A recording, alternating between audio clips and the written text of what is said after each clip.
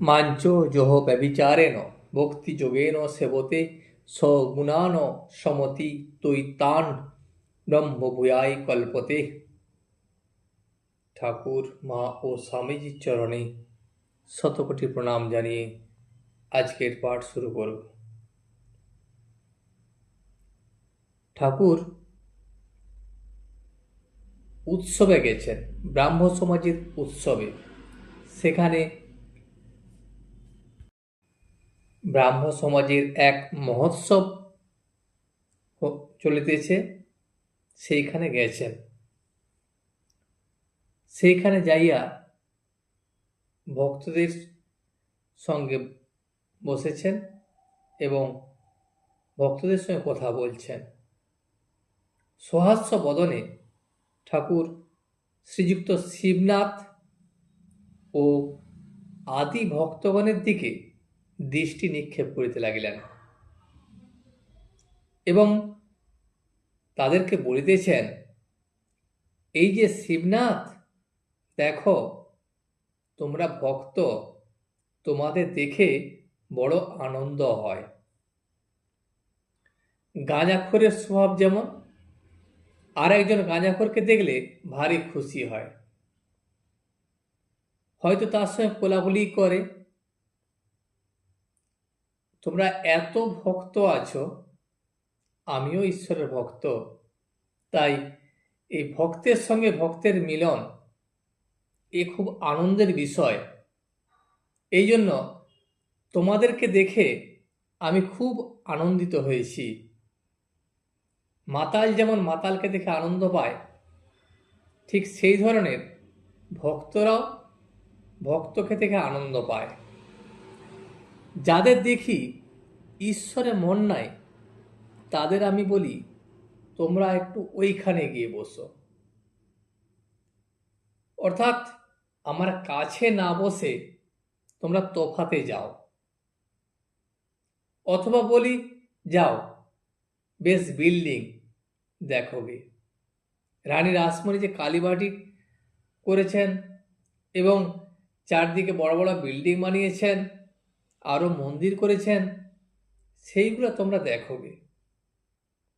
কারণ তোমরা এখানে বসে তোমাদের মন মানবে না। আবার দেখছি যে ভক্তদের সঙ্গে হাবাতে লোক এসেছে, তাদের ভারী বিষয় বুদ্ধি, তাদের ঈশ্বরীয় কথা ভালো লাগে না।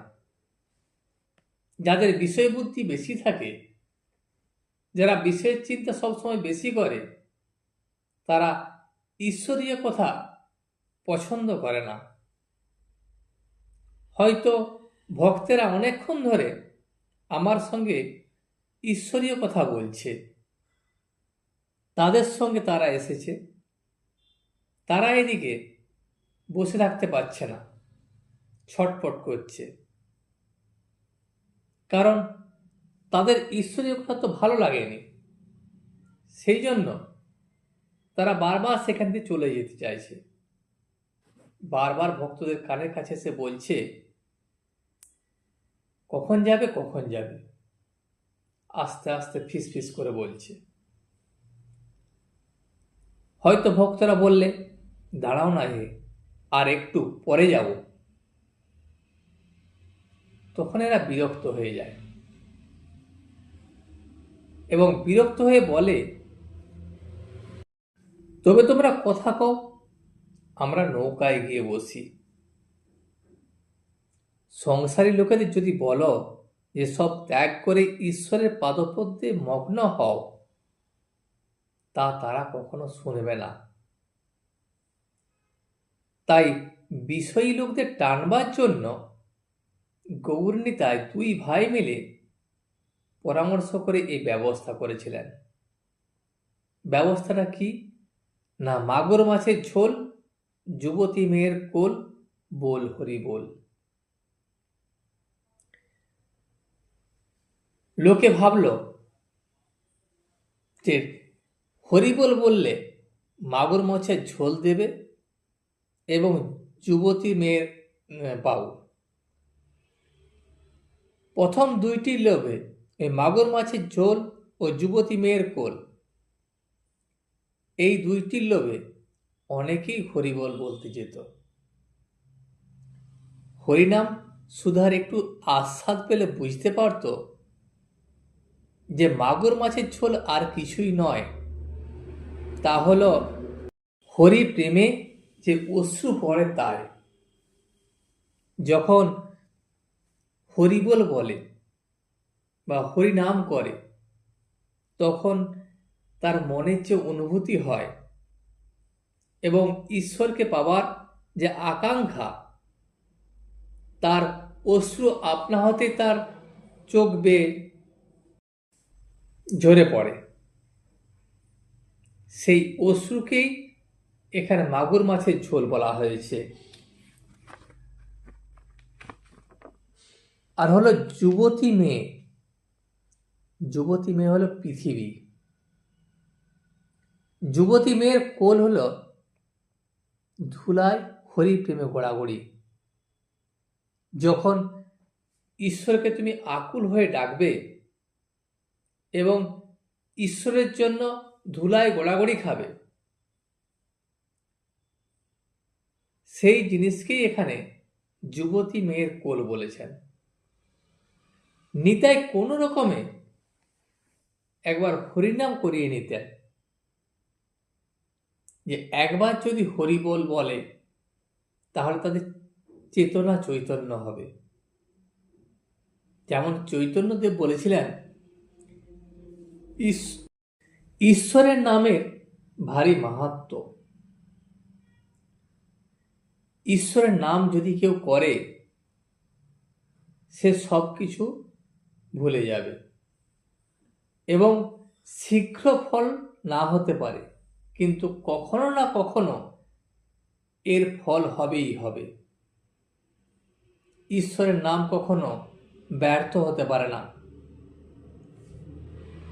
যেমন কেউ বাড়ির কার্নিসের উপর বীজ রেখে গিয়েছিল, তা বহুদিন পর বাড়িটি ধূলিসাৎ হয়ে গেল। তখন সেই বীজ মাটিতে পড়ে এবং সেই বীজ থেকে গাছ হলো ও তারও ফল হলো। ঠিক সেই ধরনের যারা ঈশ্বরের নাম করে, তারা সঙ্গে সঙ্গে ফল হয়তো যদি নাও পায়, দীর্ঘদিন পরে হলেও তার ফল পাবেই পাবে। মনুষ্য প্রকৃতি তিন ধরনের: সত্ত্ব, রজ, তম। ঠিক ভক্তিরও তিন ধরনের, সেও সত্ত্ব, রজ, তম।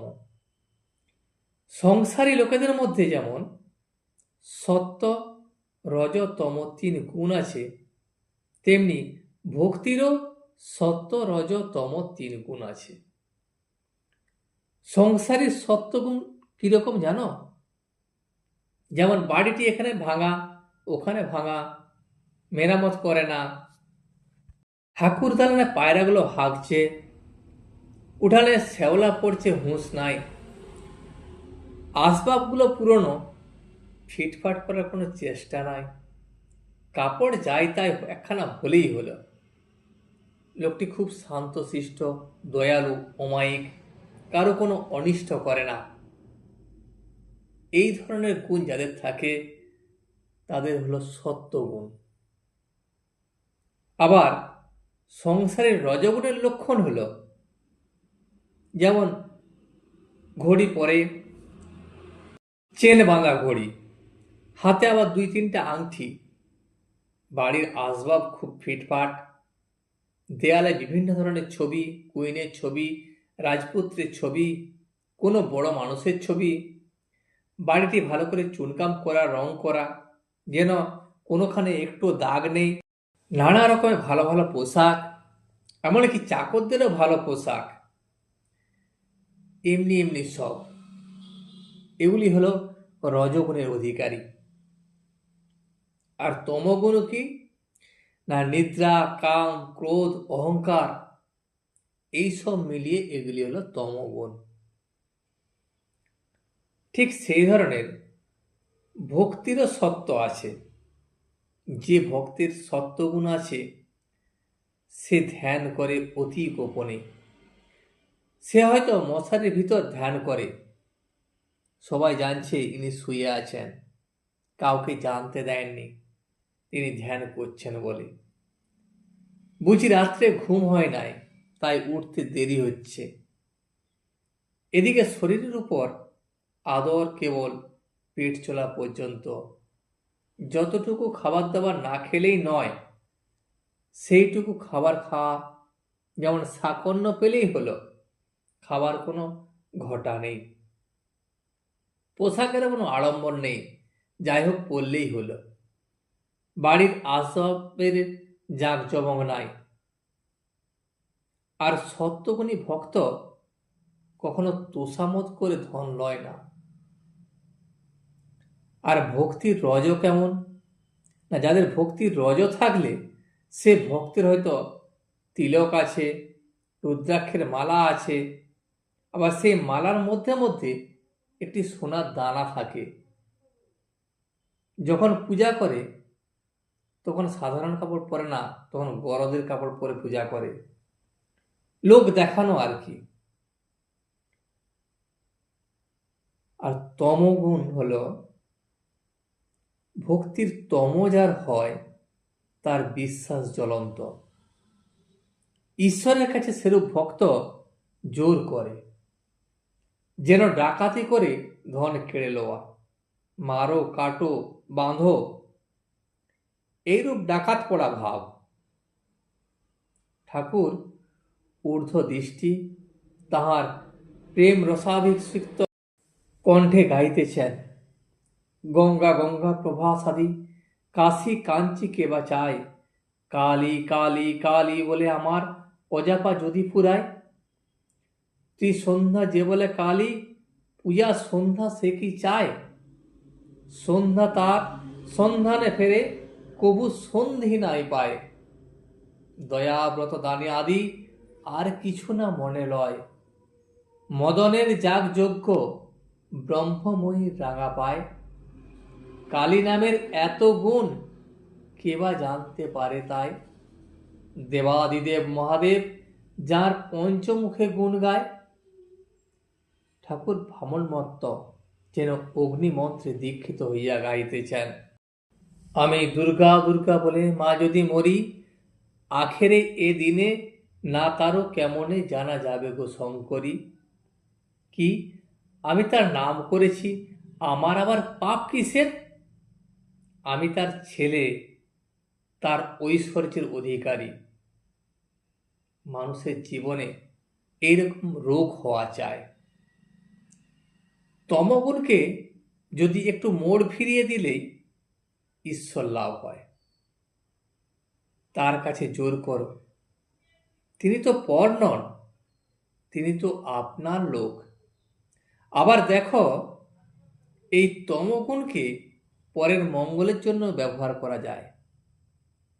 যেমন বৈদ্য তিন প্রকার, উত্তম বৈদ্য, মধ্যম বৈদ্য, অধম বৈদ্য। যে বৈদ্য এসে নাড়ি টিপে ঔষধ খেয়েও হে এই কথা বলে চলে যায়, সে অধম বৈদ্য। সে রোগী খেলে কিনা সে খবর সে লয় না, তার শুধু কর্তব্য সে করে চলে যায়। এবং যে বৈদ্য রোগীকে ঔষধ খেতে অনেক করে বোঝায়, যে মিষ্ট কথাতে বলে, ওহে ঔষধ না খেলে কেমন করে ভালো হবে, লক্ষ্মীটি খাও, আমি নিজে ওষুধ মেরে দিচ্ছি খাও, সে হলো মধ্যম বৈদ্য। সে রোগীকে খাওয়ানোর চেষ্টা করে এবং রোগী যাতে ভালো হয় সেই চেষ্টা করে। আর উত্তম বৈদ্য হলো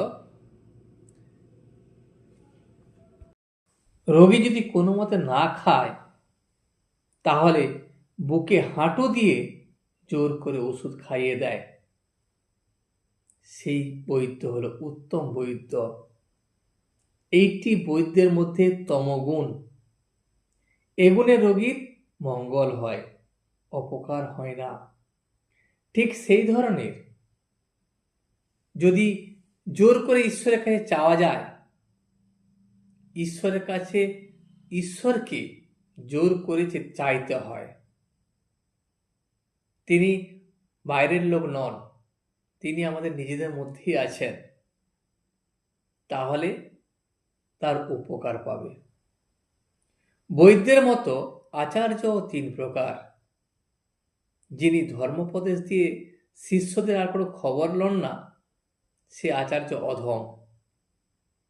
যিনি শিষ্যদের মঙ্গলের জন্য তাদের বারবার বুঝান, যাতে তারা উপদেশগুলি ধারণা করতে পারে, অনেক উন্নয় বিনয় করেন, ভালোবাসা দেখান, তিনি মধ্যম থাকের আচার্য।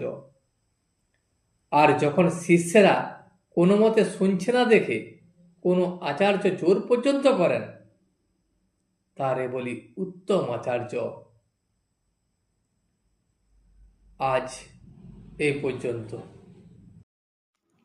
ভিডিওটি শেষ পর্যন্ত দেখার জন্য আপনাকে অসংখ্য ধন্যবাদ।